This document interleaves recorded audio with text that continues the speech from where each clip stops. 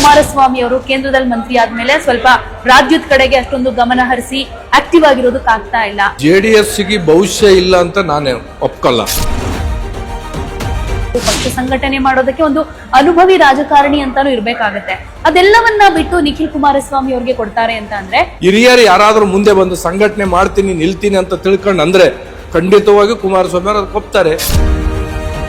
But ಅದಾಗ್ತಾ ಇಲ್ಲ JDS ನಲ್ಲಿ ಅಂತಂದ್ರೆ ಜೆಡಿಎಸ್ ನ ಇವತ್ತಿನ ಸ್ಥಿತಿಗೆ ಫ್ಯಾಮಿಲಿ ಪಾಲಿಟಿಕ್ಸ್ ಕಾರಣ ಅನ್ನೋದೇ ಮಾತು ಜಾಸ್ತಿ. ಜೆಡಿಎಸ್ ಇವತ್ತು ನನ್ನ ಇಲ್ಲೋ ಉತ್ತರ ಕರ್ನಾಟಕ ಭಾಗ ಒಂದು ಮಧ್ಯಮ ಕುಟುಂಬದಿಂದ ಇವತ್ತು ನಾನು ಬಂದಿಲ್ಲಿ ಶಾಸಕನಾಗಿ ನಿಂತಿದ್ದ ಕಾರಣ ಯಾರು? ಬಿಜೆಪಿ ಜೊತೆ ಮೈತ್ರಿ ಮಾಡ್ಕೊಂಡಿದ್ದೇ ಒಂದ್ ರೀತಿ ಎಫೆಕ್ಟ್ ಆಯ್ತು ಜೆಡಿಎಸ್ಗೆ ಅನ್ನೋ ಮಾತಿದೆ. ಅಂದ್ರೆ ಈಗ 19 ಸೀಟ್ ಇದ್ದು 18 ಆಗೋದಕ್ಕೆ ಬಿಜೆಪಿ ಜೊತೆಗಿನ ಜೆಡಿಎಸ್ ಮೈತ್ರಿಯಿಂದ ಈ ತರ ಒಂದು ಡೆವಲಪ್ಮೆಂಟ್ ಆಯ್ತು. ರಿಸಲ್ಟ್ ಚನ್ನಪಟ್ಟಣ. ಈಗ ನಾವು 2 ಸಂಖ್ಯೆ ಮಾತ್ರ ಬಂದದ್ದು. 2 ಸಂಖ್ಯೆ ಬಂದರೂ ಈ ದೇಶದಲ್ಲಿ ಟಾಪ್ 10 ಅಲ್ಲಿ 2 ಬಲಿಷ್ಠವಾದ ಖಾತೆಗಳನ್ನು ಮಾನ್ಯ ಕುಮಾರಸ್ವಾಮಿ ಅವರಿಗೆ ಕೊಟ್ಟು ಕೇಂದ್ರದಲ್ಲಿ ಮಂತ್ರಿ ಮಾಡಿದ್ದಾರೆ. ಅವ್ರ ಜೊತೆ ಓದೋದಕ್ಕೆ ತಾನೆ ನಾವು, ಅವರು ನಮ್ಮ ಜೊತೆಗಿದ್ದಾರಂತೆ ಅವ್ರ ಸಂಖ್ಯೆ ಜಾಸ್ತಿ ಆಗಿದೆ. ನಾವು ಅವ್ರ ಜೊತೆ ಇದ್ದೀವಿ ಅಂತ ತಿಳ್ಕೊಂಡು ನಮಗೂ ಗೌರವ ಕೊಟ್ಟಿದ್ದಾರೆ. ಇಬ್ಬರು 2 ಕೈ ಜೋಡಿಸಿ ಮುಂದಿನ ದಿನದಾಗ ಇನ್ನೂ ಹೆಚ್ಚಿನ ರೀತಿಯಲ್ಲಿ ಮೈತ್ರಿಯನ್ನು ಗಟ್ಟಿಗೊಳಿಸ್ತಕ್ಕಂಥ ಕೆಲಸ 2 ಪಕ್ಷದ ನಾಯಕರು ಮಾಡ್ತಾರೆಂಬ ವಿಶ್ವಾಸ ಇದೆ. ನಿಮಗೆ ಸಮಾಧಾನ ಇದೆಯಾ? ಬಿಜೆಪಿ ಜೊತೆಗಿನ ಮೈತ್ರಿಯ ಬಗ್ಗೆ ಒಪ್ಪಿಗೆ ಇದೆಯಾ? ಖಂಡಿತವಾಗಿಯೂ.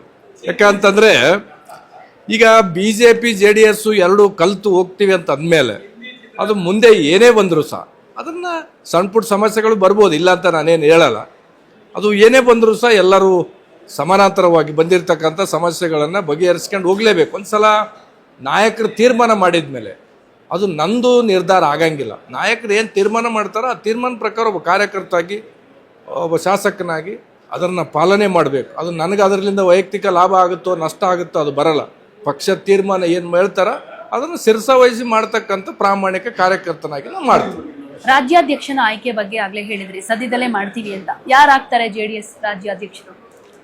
ಈಗ ನನ್ನ ಅಭಿಪ್ರಾಯ, ವೈಯಕ್ತಿಕ ಅಭಿಪ್ರಾಯ, ನಿಖಿಲ್ ಕುಮಾರಸ್ವಾಮಿ ಅವರು ಈಗ ದೆಹಲಿ ಮಟ್ಟದಲ್ಲಿ ಹೋಗಿದ್ದಾರೆ. ನಿಖಿಲ್ ಕುಮಾರಸ್ವಾಮಿ ಯಾಕಂದ್ರೆ ಪಕ್ಷದ ಸಂಘಟನೆ ಕಾರ್ಯಕರ್ತರಿಗೆ ಶಾಸಕರಿಗೆ ಅವೈಲಬಿಲಿಟಿ ಆಗಿ ಇಲ್ಲಿರ್ತಕ್ಕಂಥ ವಾಸ್ತವಾಂಶನ ತಿಳ್ಕೊಂಡು ಯುವಕರಿಗೆ ಒಂದು ಅವಕಾಶ ಕೊಡಬೇಕು. ಯಾಕಂದರೆ ನಾವು ರಾಜಕೀಯಕ್ಕೆ ಬಂದದ್ದೇ ಒಂದು ಹೊಸ ತಲೆಮಾರು ರಾಜಕೀಯಕ್ಕೆ ಬರಬೇಕಂತ ನನ್ನ ಒಂದು ವೈಯಕ್ತಿಕ ಅಭಿಪ್ರಾಯ. ನಿಖಿಲ್ ಕುಮಾರಸ್ವಾಮಿ ಅವ್ರಿಗೆ ಕೊಟ್ಟರೆ ಒಳ್ಳೆಯದು. ಅವ್ರ ಜೊತೆ ನಾವು ಬೆನ್ನೆಲುಬಾಗಿ ನಿಂತು ಈ ಪಕ್ಷ ನಮ್ಗೆ ಅನೇಕ ಅವಕಾಶಗಳನ್ನು ಕೊಟ್ಟಿದೆ. ಒಂದು ಹೊಸ ತಲೆಮಾರಿನ ನಮ್ಮಂಥ ಅನೇಕ ಶಾಸಕರು ಮೊದಲ ಬಾರಿಗೆ ನಾವು JDSಲಿಂದ ಪಕ್ಷದಿಂದ ಗುರುತಿಸ್ಕೊಂಡು ಬಂದಿದ್ದೀವಿ. ಅವ್ರಿಗೆ ಕೊಟ್ಟರೆ ಅವ್ರ ಜೊತೆ ಬೆನ್ನೆಲುಬಾಗಿ ನಿಂತು ಮುಂದೆ ಪಕ್ಷ ಅಧಿಕಾರಕ್ಕೆ ಬರ್ತಕ್ಕಂಥ ರೀತಿಯಲ್ಲಿ ಟೊಂಕ ಕಟ್ಟಿ ಕೆಲಸ ಮಾಡ್ತೀವಿ. 3 ಸಲ ಸೋತಿದ್ದಾರೆ. ಸೋತಂತ ಅಭ್ಯರ್ಥಿ ಜೊತೆಗೆ ಅಷ್ಟೊಂದು ಅನುಭವ ಇಲ್ಲ. ಪಕ್ಷದಲ್ಲೇ ಹಿರಿಯ ಮುಖಂಡರಿದ್ದಾರೆ. ಅವರಿಗೆ ರಾಜ್ಯಾಧ್ಯಕ್ಷ ಸ್ಥಾನ ಕೊಟ್ಟು ಪಕ್ಷ ಸಂಘಟನೆ ಮಾಡೋದಕ್ಕೆ ಒಂದು ಅನುಭವಿ ರಾಜಕಾರಣಿ ಅಂತಾನು ಇರ್ಬೇಕಾಗತ್ತೆ. ಅದೆಲ್ಲವನ್ನ ಬಿಟ್ಟು ನಿಖಿಲ್ ಕುಮಾರಸ್ವಾಮಿ ಅವ್ರಿಗೆ ಕೊಡ್ತಾರೆ ಅಂತ ಅಂದ್ರೆ ನಿಮ್ಮ ಪಕ್ಷದಲ್ಲೇ ಕೆಲವರಿಗೆ ಅಸಮಾಧಾನ ಇದೆ. ಇಲ್ಲ, ಅಸಮಾಧಾನ ಯಾರಿಗೂ ಇಲ್ಲ. ನಿಖಿಲ್ ಕುಮಾರಸ್ವಾಮಿ ಅವರು 3 ಸಲ ಸೋತಾರ ಅಂತಂದ್ರೆ 224 ಜನ ಈಗೇನು ಅಧಿವೇಶನದಾಗ ಕೂತಿದ್ದೀವಿ. ಯಾರು ಸೋತಿಲ್ಲ? ಅಲ್ಲ, ಯಾರು ಸೋತಿಲ್ಲ ಅನ್ನೋದಲ್ಲ, ಎಲ್ಲರೂ ಸೋತಿದ್ದಾರೆ. ಸೋತೆ ಅಂತಂದ್ರೆ ಗೆದ್ದು ಬಂದಿದ್ದಾರೆ, ಅನುಭವ ಆಗಿದೆ. ಈಗ ರಾಜಕೀಯದ್ದು ರಾಜ್ಯದ್ದಿರ್ಬೋದು ಎಲ್ಲ ಒಳ ನೋಟಗಳು ಒಳ ಏಟುಗಳು ಎಲ್ಲಾನು ಅರ್ಥಕೊಂಡು ಒಂದು ಫುಲ್ ಮೆಚುರಿಟಿ ಪೊಲಿಟಿಷಿಯನ್ ಆಗಿ ಹೊರ ಹೊಮ್ಮಿದ್ದಾರೆ. ಆಯ್ತಾ? ಹಿರಿಯರು ಯಾರಾದ್ರೂ ಮುಂದೆ ಬಂದು ಸಂಘಟನೆ ಮಾಡ್ತೀನಿ ನಿಲ್ತೀನಿ ಅಂತ ತಿಳ್ಕೊಂಡು ಅಂದ್ರೆ ಖಂಡಿತವಾಗಿ ಕುಮಾರಸ್ವಾಮಿ ಅವರು ಅದಕ್ಕೆ ಒಪ್ತಾರೆ. ಯಾರು ಇಲ್ಲದೆ ಇದ್ದಾಗ ಅವರು ಡೈಲಿಯಲ್ಲಿ ಬಿಜಿ ಇದ್ದಾರೆ. ಒಬ್ರು ಯಾರಾದ್ರೂ ಸಂಘಟನೆ ಮಾಡ್ಬೇಕು. ಈಗ ನಾಳೆ ಲೋಕಲ್ ಬಾಡಿ BBMP ಇದೆ, ತಾಲೂಕು ಪಂಚಾಯತ್ ಇದೆ, ಜಿಲ್ಲಾ ಪಂಚಾಯತ್ ಇದೆ, APMC ಇದೆ.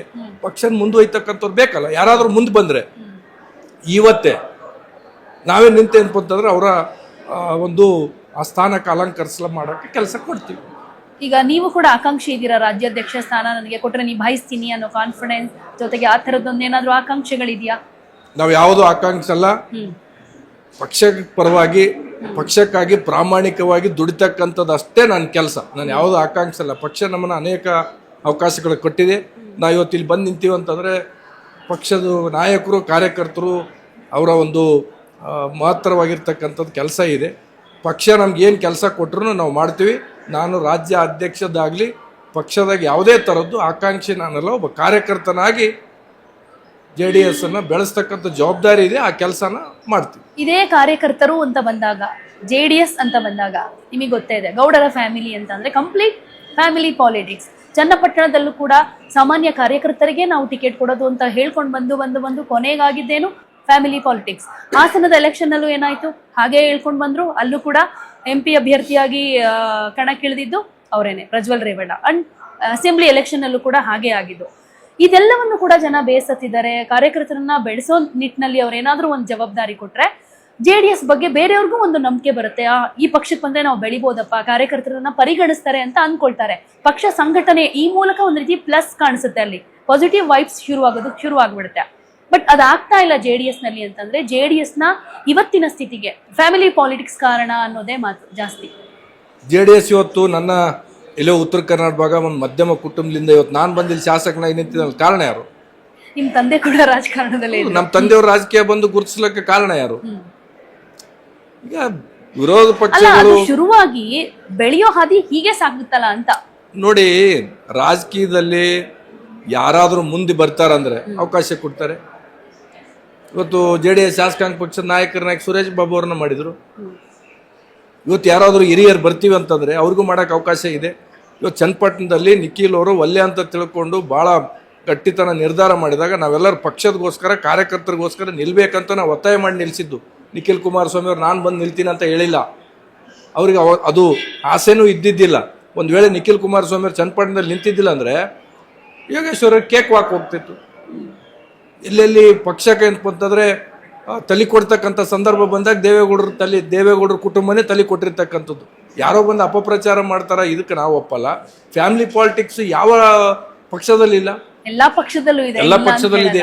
ಯಾರಾದ್ರೂ ಮುಂದೆ ಬಂದ್ರೆ ಇವತ್ತಿಗೂ ನಾನು ಓಪನ್ಲಿ ಹೇಳ್ತೀನಿ, ನಮ್ಮ ಪಕ್ಷದಾಗ ಯಾರಾದ್ರೂ ಒಬ್ರು ಹಿರಿಯರು ಬಂದು ನಾನು ರಾಜ್ಯ ಅಧ್ಯಕ್ಷನಾಗಿ 31 ಜಿಲ್ಲೆಗೆ ತಿರುಗಾಡಿ ಸಂಘಟನೆ ಮಾಡ್ತೀನಿ, ಜಿಲ್ಲಾ ಪಂಚಾಯತ್ ತಾಲೂಕ್ ಪಂಚಾಯತ್ ಎಲೆಕ್ಷನ್ ಜವಾಬ್ದಾರಿ ತಗೊಂತೀನಿ ಅಂತ ತಿಳ್ಕೊಂಡು ಯಾರಾದ್ರೂ ಮುಂದೆ ಬಂದ್ರೆ, ನಾಳೆ ಶನಿವಾರನೇ ಐತವಾರನೇ ರವಿವಾರ ಕುಮಾರಸ್ವಾಮಿ ಡೆಲ್ಲಿಲಿಂದ ಬರ್ತಾರೆ, ಅವತ್ತೇ ಅನೌನ್ಸ್ ಮಾಡಿಸ್ತೀನಿ. ಏನೋ ವಿರೋಧ ಪಕ್ಷದವರು ಅದನ್ನೊಂದು ಪ್ರಚಾರ, ದೇವೇಗೌಡರ ಕುಟುಂಬ 30 ವರ್ಷದಿಂದ ಇದೇ ಹೇಳಕ್ಕಂತ ಬರ್ತಾ ಇದ್ದಾರೆ. ಅವ್ರು ಹಂಗೆ ಹೇಳಕ್ಕಂತ ಹೋಗ್ಲಿ, ನಾವ್ ಹಿಂಗೆ ಮಾಡ್ಕಂತ ಹೋಗ್ತೀವಿ. ಈ ಮುಂಚೆ ದೇವೇಗೌಡರು ಮೋದಿಯ ವಿರೋಧಿಯಾಗಿ ಸಾಕಷ್ಟು ಹೇಳಿಕೆಗಳನ್ನ ಕೊಟ್ಟಿದ್ದು ಇದೆ, ಕುಮಾರಸ್ವಾಮಿ ಅವರು ಕೂಡ ಕೊಟ್ಟಿದ್ದಿದೆ. ಈಗ ಮೈತ್ರಿ ಆಗಿದೆ, ಚೆನ್ನಾಗಿದ್ದಾರೆ, ಜೊತೆಗೆ ಒಳ್ಳೆ ಬಾಂಧವ್ಯ ಇದೆ.